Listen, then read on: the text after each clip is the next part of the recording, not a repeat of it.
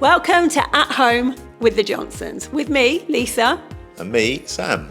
We're going to be discussing a load of different issues about having a multi-seven-figure business and what life is like. So we'll be talking life and we'll be talking a bit of business. But we'll also be talking some controversial topics, but we want you to get involved too. Because we do love a debate. We love a debate. And if you want to get involved in the debate, you can join us on our Facebook group At Home with the Johnsons. So we're sort of doing a businessy one today. You don't like the business ones as much, do you? I feel imposter syndrome. You know that's not a thing, you've just made that up.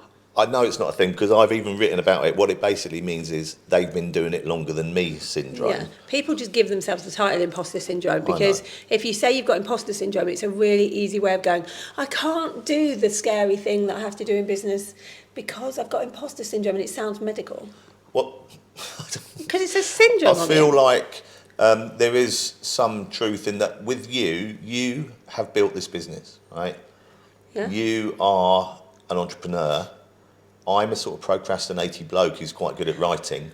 So therefore, I always am going to feel a little bit like me giving advice to other people on stuff that isn't about writing is a little bit... But you're part of a business that is really successful. You're part of the team. I'm part and you of the see team. what happens on a daily basis. Yeah, when I'm paying attention. You know what I'm like. This is what makes him a bad employee. I just, I've got a short attention span, haven't I? Doing one of these for 20 minutes is such an achievement for me. What's an achievement for you is not making 15 cups of tea a day.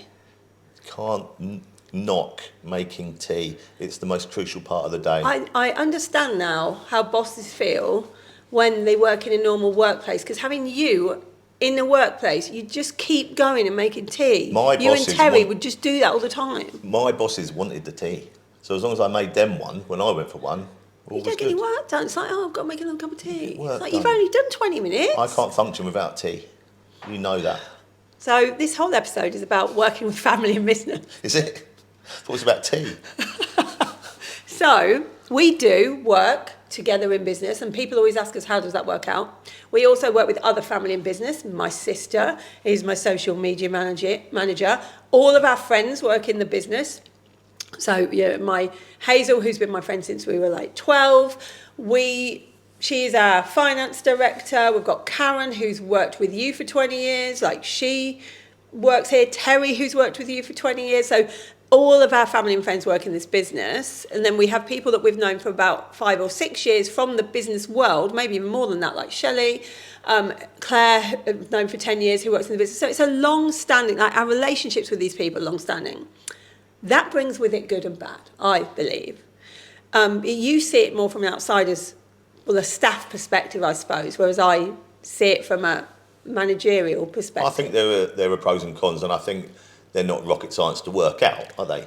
The good... I never know if pros is the good thing and cons is the bad thing. How can you not know that? You just did this whole podcast about words being used properly. Pros and cons. The pros are the good things, right? Of course they're the good things. Okay, so honestly, it's one of those things that I get mixed up with. Does con sound like a good thing to you? Con, now artist. They don't even sound like words anymore. You've done that thing where they not become a word. Pros and cons, right. So I do that with the word key.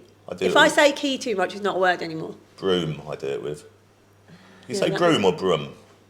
Broom is the sound a car makes. Broom. It's broom. Right, do you say bedroom or bedroom or bedroom? Bedroom. Bedroom. But you say I say things weird anyway. You say, because you've got this mash-up of like Lincolnshire and posh southeast where you've lived a chunk of your life. So you would say, boys, I'm running the bath. Please come and get in the bath.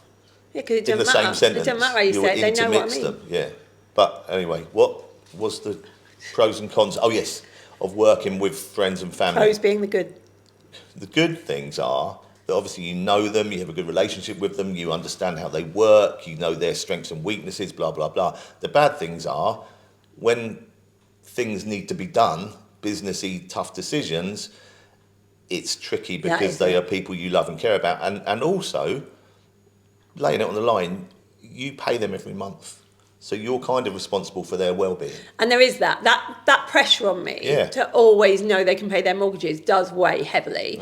The thing that I think is good is trust. I have real trust issues. Like, in this industry, you will have people pretend to be your friend a lot of you've seen how many people I hate it. have been in this house, have been in other houses, who've been at our dinner table, who we've gone out with their partners, like who we've had real relationships with, who then we've realised only were using me. I hate it because I think honesty and trust are the most important elements of any relationship, work or private life. Yeah. And I think if you don't like someone, that's absolutely fine, right? Yeah.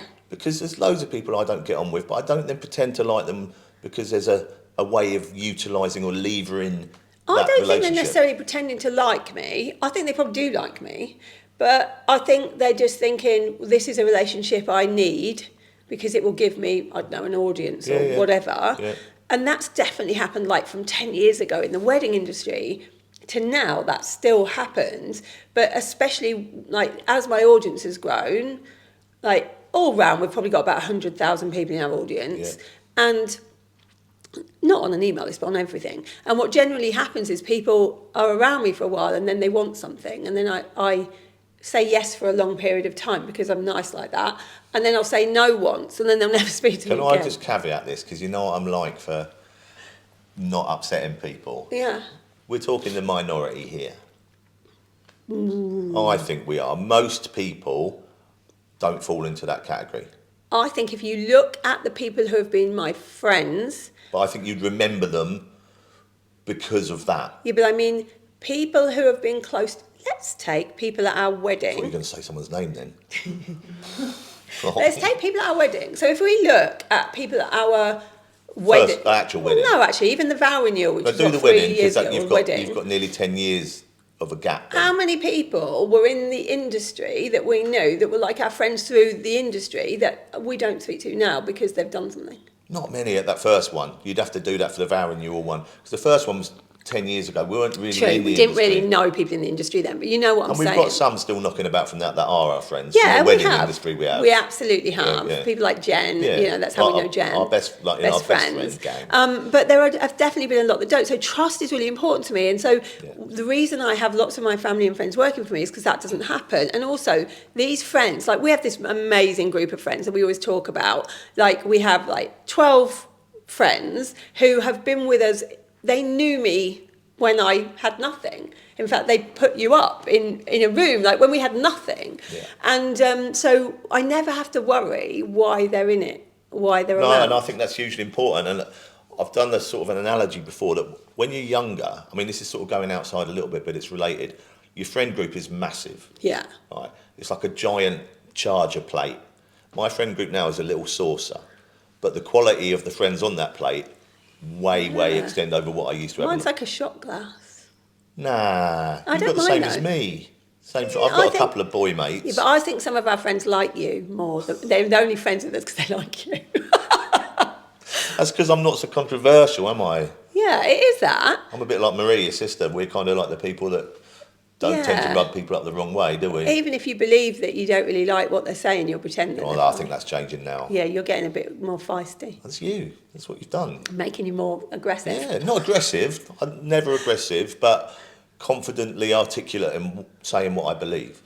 Yeah. I've always been like that. I know, and it's a great thing. Do you remember when, this is, again, here's another tangent. So when quite early on together, we were disagreeing on something and I started shouting at you. You didn't shout, you screamed. Well, wait, let me say, right? And I started shouting at you and you went, why are you shouting at me? And I said, because I don't agree with what you're saying. And you went, well, that's fine, but why are you shouting at me? And it made me really rethink, because my relationship before you was based around, if we disagreed, we shouted at each other and called each other names. Well, you did this thing the first time. Like, we hardly ever argue. I can count on one hand the amount of times we've Probably argued in 5 10 big years. ones in 10 years, Yeah. yeah. But there was this, I think it was the first argument we had. And we were arguing about one thing, and suddenly you were bringing up all this other stuff and calling me names and thinking of the worst things you could possibly say to me. And I was like, what is he doing? I'm not proud of it. What's that got to do with... I know. I think my lawyer background makes me go, what is the outcome that I want from this you're a situation? nightmare. Aside How will I from- get to that the quickest? It's definitely not calling you names. I've learned from that one, right? But I was a product of my previous relationship. That's what it was. But the trouble with you is, I'll say something, often after a couple of drinks, which doesn't help my case at all. And I'll say it to you and you'll go, well, on June the 15th, Yeah, I have a photographic memory. 2015. Do you remember when you said this? And half the time I think I didn't say it, but by the end you're so convincing. I think, yeah, I probably did. And at the beginning I thought there's no way I've said that. But the longer you go on, I start thinking, shit, maybe, you know what? Maybe I did say it. And so I think you could convince me of anything if you had long enough. That's good to know. Shit, I just shouldn't have said that one. I think you should just, whenever we have an argument, just at the beginning, before Just anything say, else yeah, happens, you've won, and walk off. yeah, and just say sorry. That And then might be right, everything cut will out be the easier. middleman, isn't it? Yeah. Yeah. Be easier, it'll be quicker. Anyway, Sorry, yeah, go on. So, working with friends and family. friends and family. First of all, we have a unique situation because we work with our friends and family, but we do remote working. So me and you work here, but in different offices. I don't see you all day, most of the time. And then all of our other colleagues work all over the country and in other countries, actually. In Canada. Yeah. So what do you think? Like, people talk about remote working. Can you see panic in my Yeah, I eyes? can. You're asking me a serious question. Serious question. Remote working is something that people are talking about a lot at the moment because Amazon have told all of their people they have to now come back in after COVID, and a few of the other companies have as well. And there's quite a lot of people saying that they trialled remote working, they really wanted to do it, but it hasn't really worked productively. And there are some people saying that actually it's worked better for them, mainly employees, I guess. But what do you think of it? Well, there's a lot of different facets to that. I think the trust element is massive again. However, I think even the most trustworthy, reliable employee, you're more likely to be able to push it a bit. So let's just say, I don't know, say you worked in an office, you had quite an on-the-ball micromanaging boss. Yeah. There's no way you would just nip out for an hour and a half to go, I don't know, get your tyre changed on your car or something like that. Not a chance, right? Yeah. But when you're remote working, and again, this could balance out because often people remote working don't work so set 9 to 5. No, ours definitely. And I like that because it's not about the hours you're working, but the quality of the work you do. But going back to what I was saying, if you have people that weren't so trustworthy, the capacity and the ability to push the boundaries a little bit, take the mick, are opened up purely because of the distance between you and your management I think structure. we've even seen that in our company with some employees. Like, some employees do more, I think, than they would normally 100%. because they want to show they're online more. So they do more and they work in the evening when they shouldn't really and things like that. But I think you can also get presenteeism, which I don't think is healthy, where people make sure that you know they're working. So Sunday morning, do a text at 8 a.m. to show I'm working. No one needs to know. And also, if you can't do your work in the week, actually, I don't think you're very good at your job. There's layers to that. I had a boss who used to schedule an email for Sunday morning to go out. Everyone knew he wasn't in the office, but he'd still do it because he thought it made it, and he'd schedule it like on a Thursday afternoon. Made him look like he's working. So I think that can happen. Yeah, you don't want presenteeism. But I also think there are people that if you do give too much flexibility, and I think sometimes this is a problem of being the boss. So I've been very flexible. So I've said to people, you work when you want to work, as long as the work gets done. And we have seen instances of that, meaning people do the bare minimum instead of thinking of more things they could do or how they could change processes and things like that. It's like, well, I've done my bit. That's taken me 2 hours, so I'm going to have the rest of the day. I think we are, what's the word I'm looking for? Fortunate, lucky, maybe not. It's good planning and it's employing the right people to not suffer from it as well as other organisations probably do. Yeah, I don't think we have as much as others do. Because they have this, all the team, including me, have this freedom, this ability. You're not then going to kick off if you say, I need you online at 9 o'clock till 11 p.m. tonight because we're doing something to America. Most of the team will say, yeah, great, I'm coming, I'll be there. Because you reap what you sow in that respect. But I think it's a tricky one. I personally miss the engagement of being around others. And you've said this to me before. I'm quite an outgoing, chatty, gregarious kind of person. Well, right? we used to work in the same office in normal world. Yeah. And you were just like always talking in the to kitchen someone. making tea. All talking to someone. In fact, you never got any work done. I think you'll be better working from home. I'm still very good friends with my ex-boss, and he seems to be quite happy with the work I produce for him. Is that right? I used to knock on his door, and he came to realise it was all about if I could shoehorn in doing some writing, though. And I'd go in and say, Howard, I've done this report. Any chance I can write a blog? He'd like, go away, do it. in the end, he just got so bored of me asking him, and I think that's what sort of sowed the seed for me doing the job I do now. Well, you told me when we met, you said there are 3 things that you want to be. You either want to be a rock star, just because you were in a band at one point when we met, so you really thought good band. You were never going to be a rock star. You don't know that. I'm just telling you, You as weren't it there. is. All right, I was there. No, you weren't. You were in when I was in the band as a 45-year-old man Exactly with was my there. workmates. Not when I was in the cutting-edge, brilliant band when I was 20. You showed me online someone talking about it the other day. It was a bit weird. They called us a mega band. Weird. And then the second thing that you wanted to be was a footballer. Footballer, yeah. That was never going to happen. And then you said it was never going to happen. And then you said a writer. And I Some was form like, of writer, yeah. Okay, well, we can turn you into that. I'm not sure you can take the credit. I had the skills. I definitely am taking the I credit. had the skills to do the writing. All right, but who would have employed you as a writer if not me? I'd have had to employ myself, wouldn't I? Yeah. I'd have to have gone to my shack in Cornwall with my dog on a And rope. you'll never do it because you've been and trying to written write a book. fiction book for about 1 million I years and know. you keep writing the first 2 chapters and not finishing it. Everyone does. That's the biggest... Not everyone does. Yeah, lots of people do. I've played a part in writing a best-selling book as it goes, just saying. I feel A like part in it. we could both write a fiction We've book. talked about this before, haven't we, doing it together? You know how like Nikki French does, like one person writes one chapter, then the other? I think we could do that, husband and wife team. We've got this beginning that we want to do. How are we onto this? I don't know, we'll go back in a minute. We've got this beginning, so we've got this beginning like a train. So you're at what are they called? Level crossing. A level crossing. And a train goes past, but it's just got blood all over the windows and everyone's dead in it. And it goes past really quick. It's like there's been a carnage in there. Everyone's obliterated. Why though? Well, we don't know. We do never get past and it's it. never on the news. No one ever. It's never on the news. No one talks about it. No, it's like only we saw it. Time slip or something. Oh, I hate I know time you travel. do. We're not doing one about It's time like- travel. It's stupid be and parallel paradoxes and it world annoys thing. me. Yeah. It makes no sense. So Talking of time travel, and then we'll definitely go back. You know, like Back to the Future? I do know it. Yeah. Here's why it makes no sense, Well, you got right? there's a list as long as your arm with that. But this particular one, so this kid, right, grows up and basically dates for a small period of time his mother.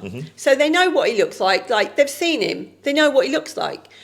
And she's probably like thinking, oh, that's the one that got away. Like that's her big first love type of person. Yeah. So when she ends up being 45 and she has this baby and this baby grows up to be that person, how does she not go, hold on a minute, you look exactly like that person that got away that I dated when I was 17? I think you're overthinking it. I'm just saying it It's makes a no fun- sense. This is why I hate paradoxes and I hate time travel and we're never doing a You book do about it. overthink though, don't you? Sometimes it's like it's not a documentary. This isn't really happening. This was a film made up in the 80s to bring people some Why fun. you don't like loopholes? Loopholes are really important in a film. If you've got the loophole wrong, it ruins the whole film. Oh, you just overthink. Just enjoy it. I Go always with see it. I'm like, yeah, but what about that thing that happened earlier? And you're like, just forget about At it. least you didn't have someone tell you the twist in The Sixth Sense before you watched it. That's unforgivable. That's so out of order. Anyway, so let's go back to it. So we've talked about remote working. I want to talk about something else that I think is quite interesting in a business. Do I need to start panicking again yet? Or not? No, but it will make you feel uncomfortable. So I often get trolled. Yeah. It is just something that happens, and it's something that happens to lots of successful business owners. And so, like, if I'm in the Daily Mail, I'm the money expert for the Daily Mail, so I'm in there every week, near enough, and I will always get at least 50 trolly comments. Yeah. And I can cope with them now because I've learned. And I can even read them and it's sort of like water off a duck's back. It doesn't really matter to me, especially now that I start making the phrases into T-shirts to sell for a bullying charity. Love that we do That is that. class. But you can't even read them.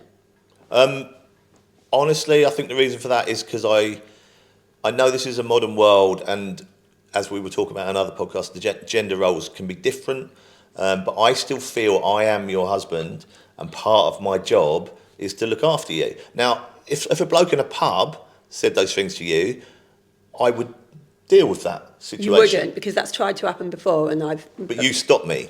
Yeah. So if you weren't there and someone said stuff about you, then in the old-fashioned, I'm not saying it's the right thing to do, but it's very hard to take that element of me out of myself. So I can't see any benefit for me reading little sad 50-year-old men in their mum's basements tapping away at their They're computers. actually not. They're 65-year-old women knitting. Okay. I can't see any benefit in me reading those comments, so I just don't read them. I don't need to know they They exist. tell you not to read them, don't they? But sometimes we've had things online where you can't help but see that someone's in an argument with me or someone's I doing tend to something just, bad. you know what I'm like for compartmentalising? I just shut it away. If I'm not looking at it, it's like Like it's not there. if I've got a really messy cupboard, Yeah, but I shut the doors, it's not there. that's all right. I Because hate the that. outside of the cupboard is neat and tidy. What's going on inside, I can't see All I'll it. think about all day is what's in the cupboard. It doesn't bother me. That's how I work. You know what I'm like? I do know I'll what you're lock like. stuff away. Really important stuff as well. You don't even let me tell you things. I'm like, look at what this person said about me. You're like, no. What benefit is there for me in seeing it? Just to know. No, see, I don't need to know. If they were saying nice things about me, then I'd want to know. Well, yeah, you always do, because your love of validation is never going to go away. True. That's just who I am. I can't help that. That's another thing about working together. When we started working together, you came up to me and you were like, you're not a very good boss. Oh, I yeah. was like, what do you mean? And you were like, well, you don't ever tell me, like, well, I've done good work. I was like, well, I expect you to do the good work because that's what you're being paid to do. It's like applauding the pilot when he lands the plane. Oh, I hate that. That should have That been should have on been on Room it, 101. yeah. But I feel that you are... So there's extremes in managing people. I'm over here and you are right over there somewhere. So we're right at the other ends of those extremes. I think somewhere in the middle is not a bad place to be. I think that's what Kaz brings to our team. Yeah, Karen's more like... that's why I hired her, by the way, because I didn't want to tell you like every day that you were doing a good job because it's a waste of my time. She even set up a little thing in the Slack channel, didn't she? It was a Yeah, it was give someone praise option or something. and everyone hated it. Everyone was like, I never got any. Yeah, that's why you hated it. Absolutely. But like, you think that people need sort of like stroking. They do sometimes. People need different things. If you can do a sporting analogy in a football team, there's always the one player needs an arm around the shoulder, go on, you're doing well. There's another one who needs to kick up the arse saying, you were terrible first half, you got to get out and sort it out. But it's knowing those people and how they It's work. called love languages, I think. Is that what it's called these Like days? there's gifts, there's validation, there's praise, and all But this. that is true. People react differently to different... When we used to do the wedding planning, you know, let's say that the bar my staff God. weren't doing a very good job. You'd walk over and go, what the hell are you doing? Sort it out. And I'd go, listen, any chance you could just speed things up a bit, maybe put that over there. Let's and tell we'll the do- truth about what happened at weddings. What happened at weddings is that all of the old ladies would fancy you, and so whenever there was anything that was Just going... old. Yeah, it was. So whenever there was anything that was going wrong and people weren't doing their job, if they were like women of a certain ilk, we would send you, and you would do some weird charming thing on them, and then they'd do everything that we said. Exactly. But you Proving weren't my always point. there, so I went up to them and tried to do that, and it didn't work. You So in the didn't end, I try used to and just do have a that. go at them. You just went with your... Lisa is renowned within our team for her monosyllabic responses. So if someone will ask quite a long question, everyone will reply going, yeah, I think this is a great idea. Maybe we should do this. Lisa will come and go, no. Because let's And not that's waste literally- time. I don't understand the point. Like, let's be efficient. You do your job. Don't need me to stroke you. You'll get paid money. This person over there does her job. I don't argue with what you say to a point, but I do stand by what I say, that different people need different You do need different things, and that's why we got Karen in. And that's why we've got Kaz there to Because do Karen's good at stroking people and going, oh, you're doing really good. Yeah. And I'll be like, great, I don't need to know this. it. You You just don't. manage them. And going back to what we said earlier about the team, that's what makes the team a strong one, because we have a lot of different traits and skills and experiences. And we do need Karen, because me and Karen are opposites. People often say, I'm really surprised you two started the franchise business together. Sorry, I've got a cold. Started the franchise business together because you are quite opposite in the way you deal with things. And we are, but I realised we needed that when people would write nasty emails to me, like, F off and unsubscribe me from your effing email. It's a load of boring crap. I want to play with those people. I know you do, yeah. So my email back would apparently not be the done thing to do as a CEO. And then Karen comes in and she writes, thank you for your feedback. You have been unsubscribed. I'd never be able to do No, that. she would put, I'm really sorry you feel like this. Perhaps there's something we could do to tailor our offering so it fits better with your requirements. And something like that. But somewhere in the middle of those two, is the right response. And we often get to that now that Karen's here, because someone making a complaint about something and I'll be like, this is ludicrous. Like, I'm writing back and showing her that she's wrong in my unique way of doing that. And then Karen will go, nope, this is what we're going to do. And I'll be like, I don't want to. I want to write back and tell her she's being a knob. It really ties in well with what we were saying about the team earlier and everything we're talking about working with friends and family.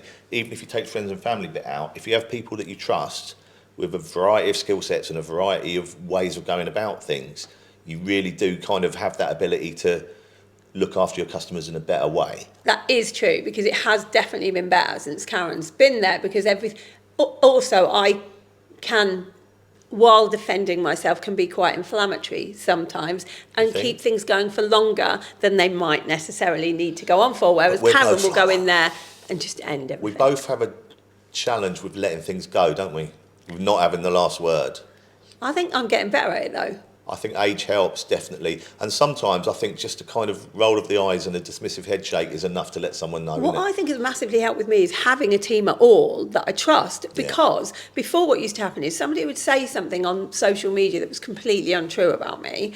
And so I would then feel like I have to defend myself. Someone would send that to me, as people always feel the need to do. Like, look at what this person said about you. Like, oh, I didn't really need to know that, but thanks. So then I would go and defend myself. Now I don't need to do that, because I'll send it to you lot in the Slack channel and go, have you seen this? Yeah. What a knob. And you'll all give your 2 pence worth, and then I'll feel like it's done and I don't need to write anything. That's a good point, actually. That's another advantage of having that team like that. Yeah, there's nothing on social media. I barely rant these days, because there's the real things that I want to rant about, I just tell you lot. Yeah.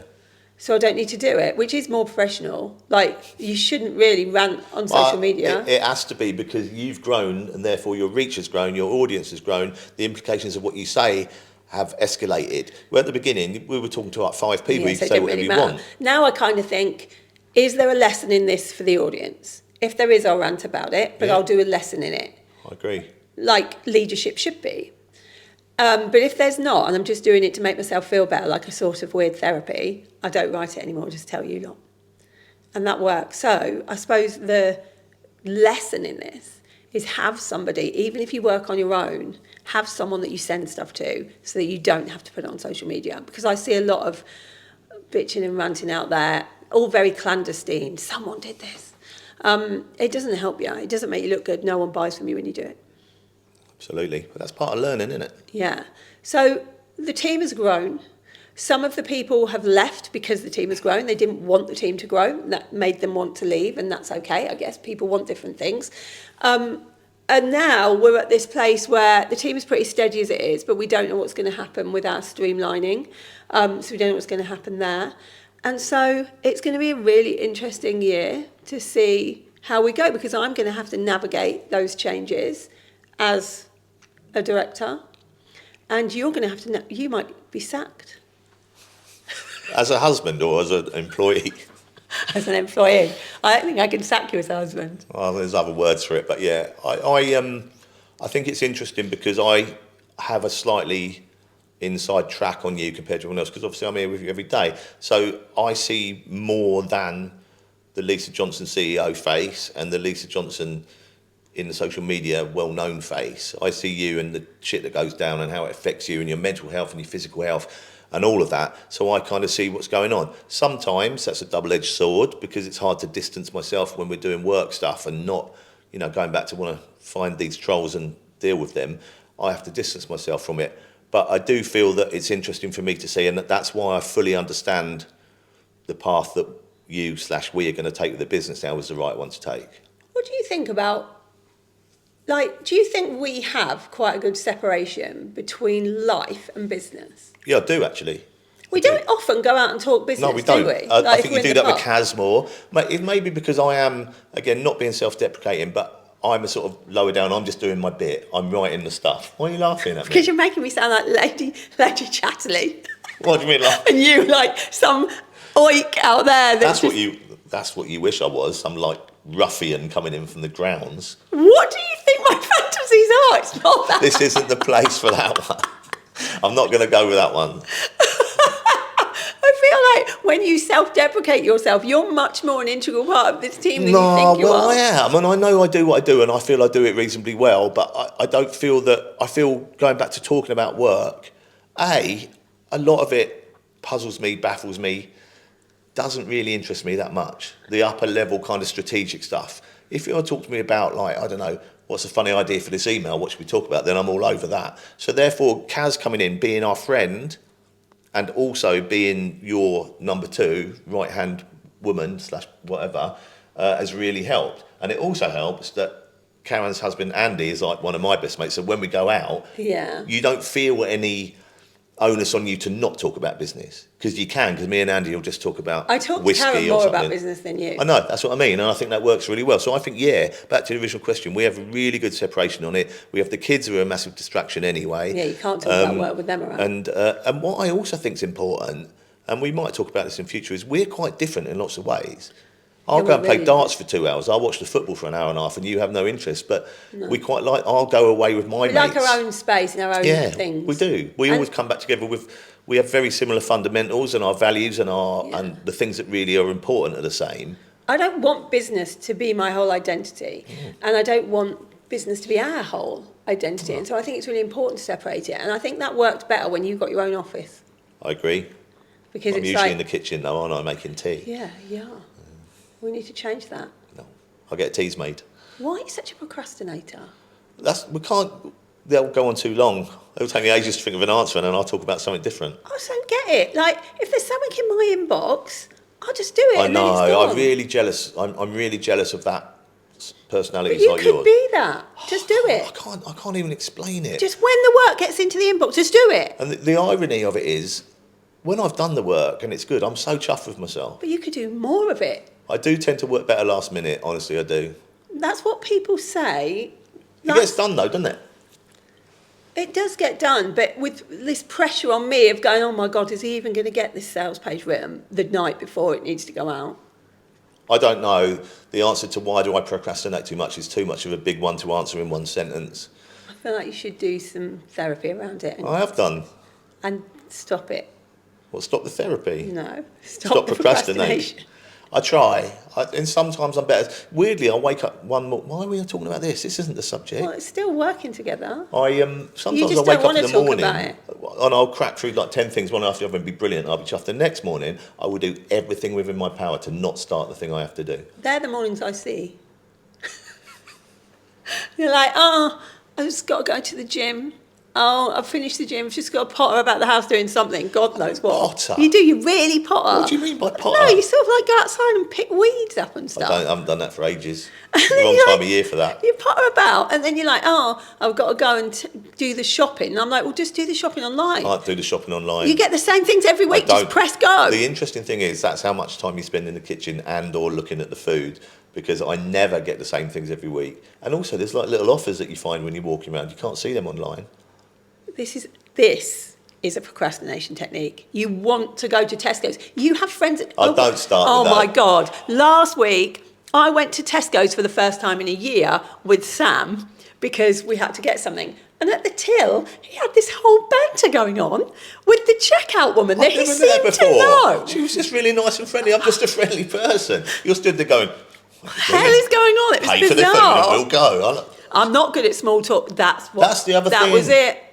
Small talk. That was my 101 from last week was small talk. Yeah. I hate it when you're in a shop and people talk to you. You know, when you buy something and they go, oh, it's lovely this, isn't it? This grey. I was going to get one like this. I don't care. Why did I become like a northern housewife? It's lovely, this one, this grey. Why are they talking like that in Milton Keynes? Just do.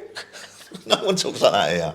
I don't know. That's how they talk, and it's really annoying because I don't care. I know, but then again, I'm just a nicer person. So It's not that you're a nicer person, it's that you'll pretend to care. You don't need to pretend to care. Just go. The time of day, they're doing their job. Like that lady in Harvester last night when we had tea, she was so nice and chatty, and I could see by then you were bristling. I was bristling. Stop talking don't need to ask me. Us what we're doing later. You don't care what I'm doing later. You feel you have to ask, so you get a bit of a tip. I'm going to give you a tip anyway. Don't feel the need to ask what I'm doing later. I see it differently. I want to tell you and you don't really care. I feel it's good customer service. They're being friendly. They're applying a bit of that than some like flipping person who comes overstairs at the floor and just grunts at No, you just don't like those ones where you're at the checkout and they're talking to each other and you're like, why are they talking to each other when they're supposed to be serving me? Yeah, that's another one, a bit like what you were talking about before in the room 101, isn't it? Yeah. People who get to the end of the checkout and then get out their purse and really slowly look through and give about 15 vouchers in. We're on the wrong episode now. No, no. I've gone Okay, wrong. so circling back, Circling back, I don't know. I think we're sort of there, aren't we, on this one? I mean, we've gone right round the houses. Have we even given any tips on how to work together with your family and friends? I feel like we probably have somewhere in there, but it's going to take you a while to find them. I would say utilise people's skills, embrace people's different personalities, encourage communication at all levels. There's 3 good ones. And don't procrastinate. I don't know about that one. You've been listening to At Home with the Johnsons. Why not come and join the discussion at our Facebook group, At Home with the Johnsons? Go and check the link in the show notes.